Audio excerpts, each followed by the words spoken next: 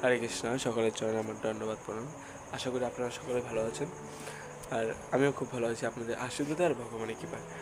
তো আজকালকার যদি আমরা ইউটিউবে সার্চ করি যে শ্রীধাম বৃন্দাবন ব্লগ ভিডিও, তাহলে পরে আমরা সেখানে দেখতে পারবো কি যে কিছু কিছু মাতাজিরা যারা ব্লগ ভিডিও বানায় বা ওখানে যারা ভ্রমণ করতে যায়, ওখানে যারা দর্শন করতে যায়, তারা কী করেন যে গোপী ড্রেস পরেন বা ওখানে গোপী সাজ, ওনারা বলেন যে গোপী সাজ সেজেছি, ঠিক আছে, সাথে কী করে তিলক ধারণ করে, খুবই সুন্দর। কিন্তু তাদেরকে দেখা যায় যে গলায় কণ্ঠিমালা না দিয়ে মেটেলের মালা বা মেটেলের যেটা জুয়েলারি হয় সেগুলো ওনারা পরেন। মেটেল বলতে অর্থাৎ সিলভার যেগুলো হয় সেগুলো ম্যাচিং করে ড্রেসের সঙ্গে পরেন, ঠিক আছে, মানলাম, আমার তাতে কোনো আপত্তি নেই।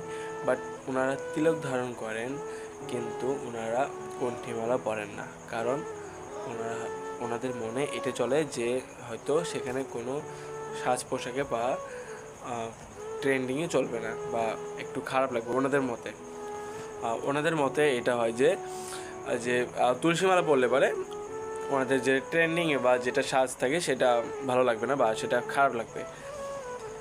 তো আর যাদের মনে এটা চলতে থাকে যে তুলসীমালা পরলে পরে একটু ওল্ড ফ্যাশনেড লাগবে, তো তাদেরকে আমি বলতে চাই যে যেই জায়গাটিতে ভিডিও বানানো হচ্ছে বা যে জায়গাটিতে এই সাজ পোশাক করা হচ্ছে সেই জায়গাটি হচ্ছে আমাদের শ্রী রাসেশ্বরী, অর্থাৎ আমাদের যে কিশোরী, সেই কিশোরীর নিজের হাতে তৈরি করা আর ওনার অত্যন্ত প্রিয় জায়গা সেই শ্রীধাম বৃন্দাবন।